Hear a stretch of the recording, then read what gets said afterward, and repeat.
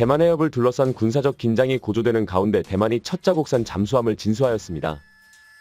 중국은 당연히 반발하고 있는 상황에서 진수식 이후 공개된 대만 잠수함 프로젝트 총괄 책임자인 황석광의 충격 폭로를 통해 아이러니하게도 추후 한국의 핵추진 잠수함 도입 가능성도 높아지고 있다고 합니다. 그럼 과연 어떻게 된 일인지 한번 살펴보겠습니다. 28일 대만 최초 자국산 잠수함 명명식을 겸한 진수식이 대만국제조선공사 가오슝 공장에서 진행되었습니다. 차이잉원 총통은 진수식에서 과거에는 국산 잠수함이 불가능하다고 여겼지만 오늘날 우리 국민이 직접 설계하고 제작한 잠수함이 여러분 앞에 있다고 말했는데요. 이 잠수함의 명칭은 하이쿤으로 배수량 3,000T 규모입니다. 설계와 제작에만 7년이 걸린 잠수함이죠. 이에 중국 정부는 대만 해협의 평화와 안정을 파괴하는 짓이라며 대만을 강력하게 비난하였습니다. 자기들은 핵잠까지 보유하고 있으면서 참 양심이라곤 찾아볼 수가 없네요.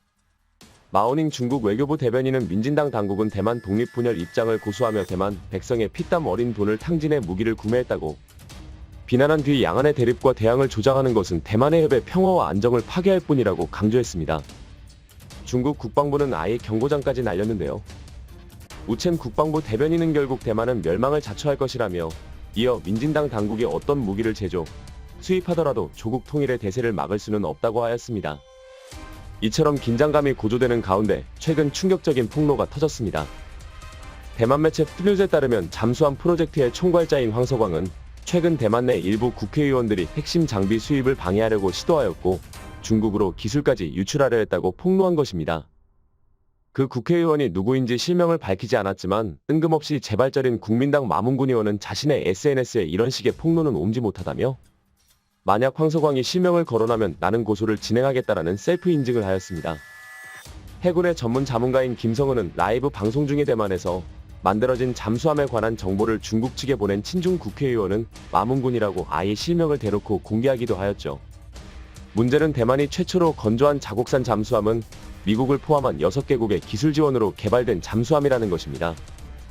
황석광은 ALJKLS급 잠수함에도 사용될 예정인 미국 로키드 마틴의 전투 시스템을 탑재하였으며 미국의 MK-48 어뢰로 무장할 것이라고 밝혔습니다. 브레이킹 펜스의 9월 27일 기사에 따르면 대부분의 기술은 미국과 영국에서 이전된 것이라고 하였죠. 미국은 중국을 견제하기 위해 대만의 잠수함 기술을 이전해 주었지만 결국 역으로 중국에게 자국의 최신 잠수함 기술들을 통째로 넘겨주게 되는 어처구니 없는 일이 벌어진 것입니다. 세계에서 가장 반중 정서가 높은 한국인들이 오히려 대만과의 군사협력을 우려하는 데에는 다 그만한 이유가 있었던 것이죠. 미국은 세계 해양 패권과 대만 침공 야욕을 드러내고 있는 중국을 견제하기 위해 아시아 태평양 국가들의 잠수함 기술을 이전하는 등 군사협력을 늘려나가고 있습니다. 대표적인 예로 대만과 호주인데요. 문제는 이 두 국가와의 잠수함 협력이 정말 중국 해군을 억제하는 데 실효성이 있냐 하는 것입니다. 지난 27일 외신 1945는 미국이 AUKUS 잠수함을 통해 중국을 저지하길 원하나 실제로 구축하는 것은 쉽지 않을 것이라는 제목의 기사를 보도했습니다. 현재 미국의 공격 잠수함 중 거의 40%가 퇴역하고 새로운 잠수함 건조에 어려움을 겪고 있는 상황에서 향후 10년 동안 중국을 억제하기 위한 미국과 호주의 잠수함 협력이 그 의미를 잃고 있다는 것인데요. 그 주된 원인으로 미국, 호주 양국의 건조 능력을 꼽았습니다. 미국의 조선소는 현재 건조된 잠수함의 유지보수만으로도 도크가 꽉 차 있는 상황이고 13 조선소만이 신형 잠수함을 건조할 수 있는 능력을 지니고 있는 것으로 파악되었습니다. 특히 매체는 해군 SSN 함대의 규모와 준비 상태를 강화하고 동시에 잠수함을 호주로 이전하기 위해 잠수함 생산량을 2배로 늘려야 하지만 이는 현실적으로 불가능한 상황이라고 하였죠. 뿐만 아니라 호주의 친중 정책으로 오커스 잠수함의 전력화가 늦춰지고 있는 상황입니다.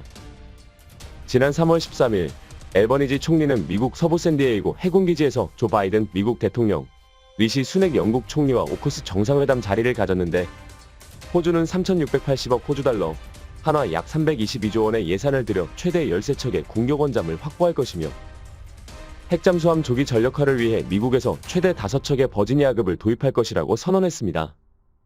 앨버니지의 발언만 놓고 보면 지금 당장이라도 핵잠수함을 도입하여 중국에 위협을 가할 것 같지만 세부 내용은 완전히 그 반대였습니다. 총 예산 322조 원 가운데 최대 23조 원이 버지니아급 직도입 비용이고 나머지 299조 원은 무려 36년간 진행되는 호주의 자국산 핵추진 잠수함 8척 건조 비용입니다. 이 호주산 잠수함은 아무리 빨라도 지금으로부터 19년 뒤인 2042년에 진수될 예정입니다.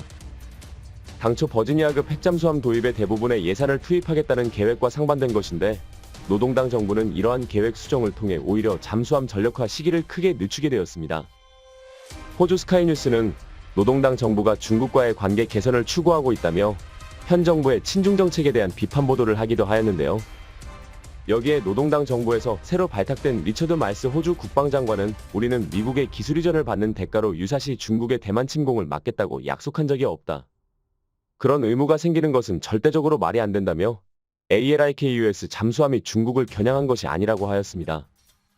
미중 패권 경쟁 구도 하에서 중국을 견제한다는 이유로 제한된 오커스 잠수함은 미중 패권 경쟁이 끝날 때까지는 등장하지도 않을 뿐만 아니라 등장한다 해도 중국을 견제한다는 원래 목적과 부합하지 않을 가능성도 높아지고 있는 것입니다. 거기다 최근 외신배 시네슨 사이러는 호주 국가정보국 국장인 앤드루 시어러가 ALKUS 프로그램에 대한 이중 위협, 즉 허위 정보와 간첩 행위를 확인했다며 새로운 잠수함이 인도되기까지 20년 남았지만 벌써부터 호주에는 스파이 행위가 포착되고 있다고 하였죠. 즉 미국의 대중국 억제 전략이 모두 허사로 돌아가고 있는 상황입니다. 이에 미국에서는 밑빠진 독에 물을 붓지 말고 제대로 된 대중정책을 구사하라는 비판적 목소리도 나오고 있는데요. 맥켄지 이글렌 국방전문기자는 미국이 우수한 조선 기술을 확보한 동맹국의 잠수함 함대를 키우는 것만이 현재 상황을 극복할 수 있는 방법이라고 제안하였습니다. 그 대안은 바로 한국이겠죠. 현재 수많은 외신들은 한국이 핵추진 잠수함을 생산할 수 있어야 진정한 동북아의 힘의 균형을 맞출 수 있고 중국의 대만 침공을 막을 수 있는 강력한 억제력을 발휘할 수 있다고 하고 있는데요. 미 군사매체 내시나은 테러리스트는 지난 8월 17일 한국의 핵잠수함으로 가는 길이라는 제목의 기사를 통해 북한의 미래 잠수함과 탄도미사일을 억제하는 동시에 중국의 도발을 억제하는 역할을 하는데 가장 중요한 역할을 할 수 있는 것은 바로 한국의 핵추진 잠수함 도입이다라면서 만약 한국이 핵추진 잠수함을 보유하지 않는다면 한국은 중국에 대만 침공 시 북한에만 집중하게 될 것이므로 미국에 대한 한국의 지원은 상당히 제한될 것이며 이는 곧 미국이 이 지역의 새로운 냉전에 대처하는 데 어려움을 겪을 수 있다는 것을 의미한다고 하였습니다. 즉, 한국의 핵추진 잠수함 도입은 한국을 위해서가 아닌 미국을 위해서 필요하다는 것이죠. 매체는 이어 한국형 SSN이 도입되면 동아시아에서 미국의 중요한 동맹국으로서의 서울의 입지가 공고해지며 서태평양에서 중국 해군을 효과적으로 견제할 수 있을 것으로 특히 최근 러시아, 중국, 북한의 군사적 공조가 우려되는 상황에 미국과 한국의 핵추진 잠수함 협약은 시진핑과 김정은에게 보내는 가장 강력한 경고가 될 것이다라고 하였습니다. 특히 군사 외교 전문가들은 한미 핵협정 수정을 통해 한국이 핵잠수함을 확보하더라도 NPT 조약에 위반되는 것이 아니다라고 하였는데요. 국제정치학자인 조엘 이브라는 아시아 퍼시픽 리더십 네트워크에서 오커스 이후 한국의 수중 핵경쟁 동참 가능성을 언급하며 자체 핵무기 개발보다 상대적으로 핵 확산의 문턱이 훨씬 낮은 핵추진 잠수함 획득은 NPT 조약에 적용을 받지 않으므로 한국과 미국의 상호이득을 가져다주는 합리적 대안이라고 하였습니다. 사실 그동안 일각에서는 한국의 핵추진 잠수함이 핵확산금지 조약에 위반되는 것이 아니냐는 주장이 있었는데요. 한국은 핵무기를 제작 및 보유할 수 없기 때문에 핵잠수함도 도입이 불가하다는 것이었습니다. 그러나 여기서 한 가지 짚고 넘어가야 하는 것은 핵잠수함은 두 가지 모델이 존재하는데 하나는 전략핵 잠수함과 다른 하나는 핵추진 잠수함이라는 것입니다. 전략핵 잠수함은 핵추진 잠수함에 핵탄두를 실은 잠수함 발사 탄도미사일을 다량으로 탑재하고 있어 NPT 조약에 위반되는 핵무기로 분류되고 핵추진 잠수함은 재래식 탄두가 장착된 SLBM이나 순항미사일을 탑재할 뿐 핵공격 능력이 없는 비행무기로 분류되고 있습니다. 이러한 핵추진 잠수함은 호주, 미국, 영국의 ALIKLIS 잠수함과 같은 것으로 당시 3국은 이번 협정이 핵비확산 의무를 준수하는 것이라고 밝히기도 하였습니다. 즉, 한국도 건조할 수 있는 명분이 충분하다는 것이죠. 이런 상황 가운데 최근 한국의 잠수함 명가 하나오션이 놀라운 사실을 공개했습니다. 대우조선해양이 하나오션으로 새롭게 출발한 뒤 처음으로 경기 시흥에 위치한 중앙연구원 시설이 공개된 것인데요. 이곳은 하나오션이 건조하고 있는 잠수함의 심장부나 다름없는 곳입니다. 특히 이곳엔 국내 유일 하나오션만 보유하고 있는 음향수조가 있는데 이는 음파를 이용해 대상 표적의 음향학적 특성을 분석하는 장비입니다. 또한 함정이 내는 소리로 인해 위치를 노출하지 않도록 공기분사 기술을 이용해 선체의 일종의 에어커튼을 형성하는 방사소음 저감 기술인 카스커 에어 시스템의 기반 기술, 그리고 최근에는 잠수함 내부 배관의 유체 흐름에서 발생하는 소음을 잡기 위한 유체 소음기 개발도 이루어졌습니다.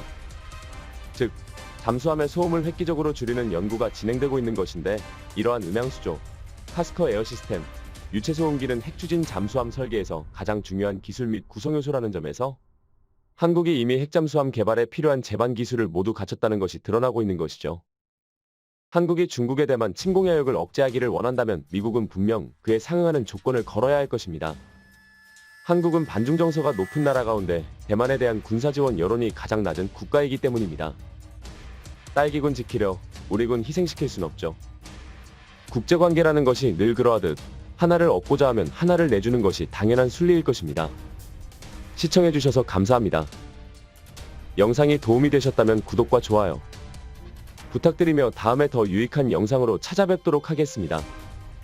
항상 함께해주시는 구독자 여러분 감사드립니다.